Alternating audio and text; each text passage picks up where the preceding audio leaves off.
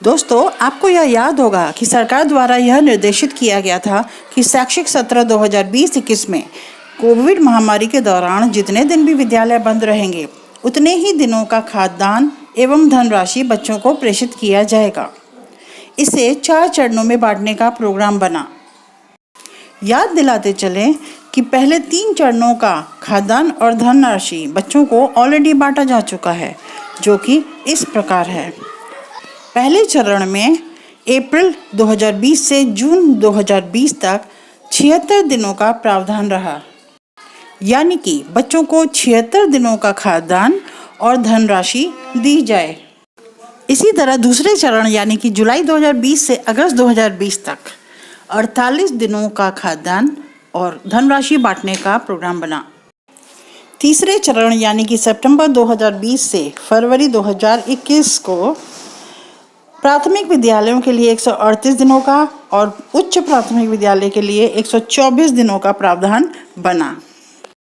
इसी प्रोग्राम के अनुसार तीनों चरणों में प्राधिकार पत्र भरवाकर बच्चों में खाद्यान्न बांटा गया और कन्वर्जन कॉस्ट उनके बैंक खाते में गया, यानी कि प्राधिकार पत्र भरवाए गए और प्रेरणा पोर्टल पर इसकी सारी डेटा को फीड किया गया।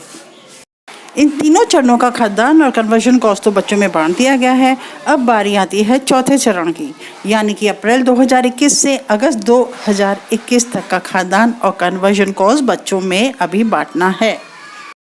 इस वीडियो में हम लोग 2 बातें देखेंगे। पहली कि इस चौथे चरण में अप्रैल 2021 से अगस्त 2021 तक बच्चों को कितने दिनों का खाद्यान्न और कितने दिनों का कन्वर्जन कॉस्ट मिलना है, और दूसरा ये सारी डेटा हम लोग प्रेरणा पोर्टल पर कैसे उतारेंगे। तो चलिए दोनों पॉइंट्स एक एक करके देखते हैं। इस टेबल को अच्छे से देख लिया जाए। यहाँ पर हम लोग दोनों तरह के विद्यालयों का डेटा देखेंगे, प्राथमिक और उच्च प्राथमिक। हम लोग जिस अवधि की बात कर रहे हैं वो प्राथमिक स्तर के लिए है 24 मार्च से 31 अगस्त तक, और उच्च प्राथमिक के लिए 24 मार्च से 23 अगस्त तक। 23 अगस्त तक क्यों? क्योंकि उच्च प्राथमिक स्तर के विद्यालय पहले खोले गए थे। ऐसे में जब दिनों की संख्या की बात होगी तो प्राथमिक स्तर उच्च प्राथमिक स्तर से ज़्यादा दिनों का होगा, यानी कि प्राथमिक स्तर में हम लोगों को 94 दिन मिलते हैं और उच्च प्राथमिक स्तर में 87 डेज। तो देखते हैं प्राथमिक स्तर के हर एक बच्चे को कितना खाद्यान्न मिलेगा। गेहूँ मिलेगा 3 केजी 200 ग्राम और चावल मिलेगा 6 केजी 200 ग्राम, यानी कि कुल मिला के उन लोगों को मिलेगा 9 केजी 400 ग्राम खाद्यान्न। दूसरी ओर उच्च प्राथमिक स्तर के हर एक बच्चे को गेहूं की मात्रा जो मिलेगी वो है 4 केजी 350 ग्राम और चावल मिलेगा 8 केजी 700 ग्राम, यानी कि कुल मिला के मिलेगा उन लोगों को 13 केजी 50 ग्राम खाद्यान्न। एक बात याद रखें, हम जितने भी दिनों का खाद्यान्न बच्चों में बांट रहे हैं वो ग्रीष्मावकाश के 34 दिनों को छोड़कर दे रहे हैं। जब कन्वर्जन कॉस्ट बांटना होगा तो सरकार की तरफ से यह निर्देश है कि उसमें हम लोग ग्रीष्मावकाश के 34 दिनों को जोड़ कर देंगे। ऐसे में प्राथमिक स्तर के बच्चों को 128 दिन का कन्वर्जन कॉस्ट मिलेगा और उच्च प्राथमिक स्तर के बच्चों को 121 दिन का कन्वर्जन कॉस्ट मिलेगा। तो छोटे बच्चों का बनता है 636 रुपया और उच्च प्राथमिक विद्यालय के बच्चों का बनता है 901 रुपया। अब वीडियो का दूसरा भाग, ये सारी डेटा हम प्रेरणा पोर्टल पर कैसे फीड करेंगे, आइए देखते हैं। सबसे पहले प्रेरणा पोर्टल खोलकर उसमें लॉगिन करके आप आ जाइए उसकी ओपनिंग स्क्रीन पर। दिए गए निर्देश पढ़ लें और ऊपर बाएं तरफ दी गई 3 लाइंस पर क्लिक करें। नीचे खुलने वाली ड्रॉप डाउन लिस्ट में से पहला ऑप्शन यानी कि खाद्यान्न और धनराशि का विवरण, उस पर क्लिक करें।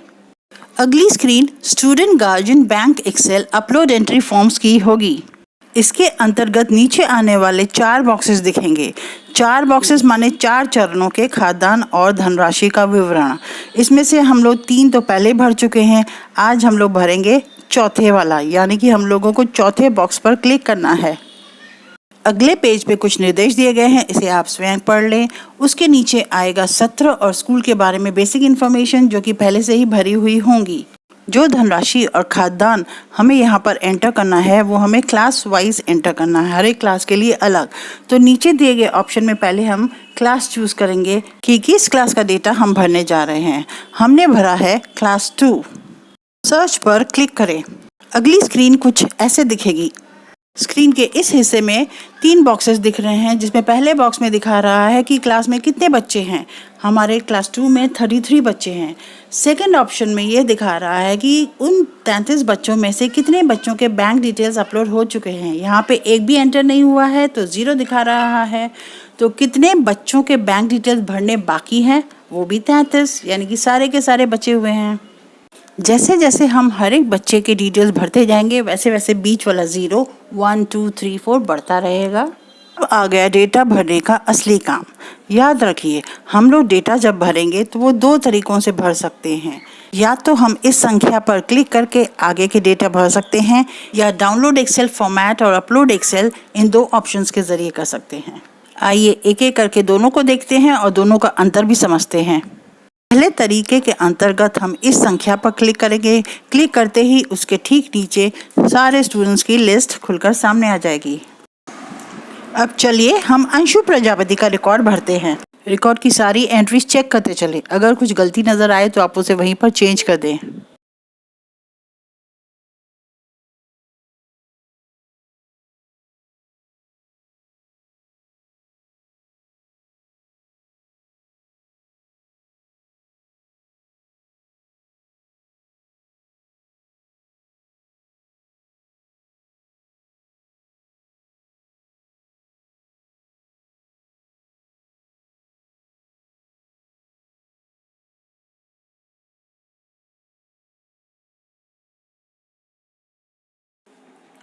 आखिरी के 3 डब्बों में हमें धनराशि, गेहूं की मात्रा और चावल की मात्रा भरनी है।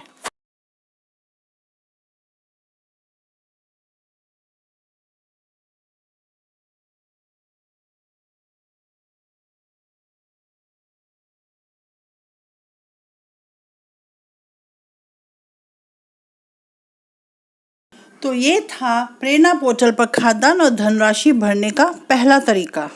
पहले तरीके की सबसे बड़ी खामी ये है कि मान लीजिए अगर आप किसी क्लास का डेटा भरने बैठे हैं तो उस क्लास के सारे बच्चों का डेटा भरकर ही आप उठ पाएंगे। मान लीजिए आपने 5 बच्चों का डेटा भरा और बीच में किसी का फ़ोन आ गया, कहीं आपको उठना पड़ा या मोबाइल का बैक बटन दब गया, वापस जब आओगे तो सारे डेटा क्लियर हो चुके होंगे, यानी कि फिर से आपको सारी डेटा भरना होगा। कहने का यह मतलब कि अगर आप इस तरीके से डेटा भरेंगे तो यह सुनिश्चित कर लें कि आप जब शुरू करेंगे तो ख़त्म करके ही उठना पड़ेगा। मुझे तो डेटा भरने का दूसरा तरीका ज़्यादा पसंद है। आइए देखें यह क्या है। यहाँ पर डाउनलोड एक्सेल फॉर्मेट के ज़रिए हम लोग एक एक्सेल शीट को अपनी मोबाइल पे डाउनलोड करेंगे, यानी वह फॉर्मेट हमारे मोबाइल पे आ जाएगा। फिर हम आराम से सारे स्टूडेंट्स के डेटा भरते रहेंगे। मान लीजिए कुछ स्टूडेंट्स के डेटा आपने भरा और आप थक गए, आप उस कुछ डेटा को सेव कर लीजिए, बंद कर दीजिए। फिर अगली बार आइए, उसे खोलिए, उस फाइल को, एक्सेल फाइल को, फिर आगे रिकॉर्ड्स भरें। ऐसे करते करते थोड़े थोड़े रिकॉर्ड्स भी आप भरते जाइए, उस एक्सेल फाइल को सेव करते रहिए। वो फाइल आखिर आपके मोबाइल पर ही तो है। जब सारे रिकॉर्ड्स भर जाएंगे तब आप उस फाइल को अपलोड कर दीजिए। आइए इसे भी करके देखते हैं। डाउनलोड एक्सेल फॉर्मेट पर क्लिक करें। एक्सेल फॉर्मेट सफलतापूर्वक डाउनलोड हो गया है। ओके पर क्लिक करें। अब इस एक्सेल फाइल को कैसे खोलें? ऊपर एक मैसेज दिखेगा, फाइल डाउनलोडेड, ओपन। लेकिन आपको यहाँ पर ओपन पर क्लिक करके नहीं खोलना, खुलेगा भी नहीं। इस एक्सेल फाइल को खोलने के लिए आपके मोबाइल पे अलग से एक ऐप होना चाहिए। वो चाहे MS ऑफिस का हो, चाहे all document reader and viewer हो, या हर एक मोबाइल पे मिल जाने वाले गूगल शीट्स हों, जहाँ पर भी आप एक्सेल में काम कर सकें। मैंने अपनी मोबाइल पे WPS ऑफिस ऐप डाउनलोड कर रखा हुआ है। आइए इसे खोल के देखते हैं। WPS ओपन होते ही और एक्सेल फाइल्स में जाते ही आपको ये वाली फाइल दिख जाएगी। इसे भी क्लिक करें तो आपकी एक्सेल वाली प्रॉपर फाइल सामने दिख जाएगी। इसे क्लिक कर खोल लें। लीजिए, आपके सामने एक्सेल की यह फाइल आ गई जिसमें सारे हेडिंग्स दिए हैं। आपने जो जो डेटा भरी है बच्चों की वो सारी डेटा आपको दिख जाएगी। अब यहीं पे आगे कुछ डेटा खाली है जहां हमें खाद्यान्न और कन्वर्जन कॉस्ट भरना है। एक एक करके सारे बच्चों के खाद्यान्न और कन्वर्जन कॉस्ट डालते जाइए और बीच बीच में इस बटन पर क्लिक करके इस फाइल को सेव करते रहें। जब एक क्लास के सारे बच्चों का डेटा फीड हो जाए तो आप वापस प्रेरणा पोर्टल पर उसी पेज पर आकर अपलोड एक्सेल के नीचे दिए गए चूज फाइल को क्लिक करें। प्रोसेसिंग होने के बाद आप देखिए चूज फाइल्स के बगल में आपकी फाइल का नाम दिख जाएगा। तो हो गया आपका काम। गौर करने वाली एक और बात, क्या सभी बच्चों को एक ही जितना खाद्यान्न और एक ही जितना कन्वर्जन कॉस्ट मिलेगा? जी नहीं। आइए इसका भी कैलकुलेशन देख लेते हैं। हमें धनराशि और खाद्यान्न देना है 24 मार्च से 31 अगस्त तक। इस हिसाब से हर एक बच्चे को खाद्यान्न मिलेगा 94 दिनों का और कन्वर्जन कॉस्ट मिलेगा 128 दिन का। पर मान लीजिए अगर किसी बच्चे ने विद्यालय में दाखिला ही लिया है 15 जुलाई को, तो क्या उसे भी 94 दिनों का खाद्यान्न और 128 दिनों का कन्वर्जन कॉस्ट मिलेगा? नहीं, वह सिर्फ 15 जुलाई से 31 जुलाई और 1 अगस्त से 31 अगस्त तक का खाद्यान्न और कन्वर्जन कॉस्ट पाने का हकदार है, वो भी छुट्टियां और संडे की छुट्टियां माइनस करके। यानी कि हर एक बच्चे की विद्यालय में प्रवेश तिथि को ध्यान में रखते हुए ही उसका खाद्यान्न और कन्वर्जन कॉस्ट का कैलकुलेशन करें और फिर पोस्ट कर दें प्रेरणा पोर्टल पर। दोस्तों, अगर आपको मेरा यह वीडियो यूज़फुल लगा हो तो लाइक, कमेंट और शेयर ज़रूर करें और मेरे चैनल को सब्सक्राइब भी ज़रूर करें। Thank you.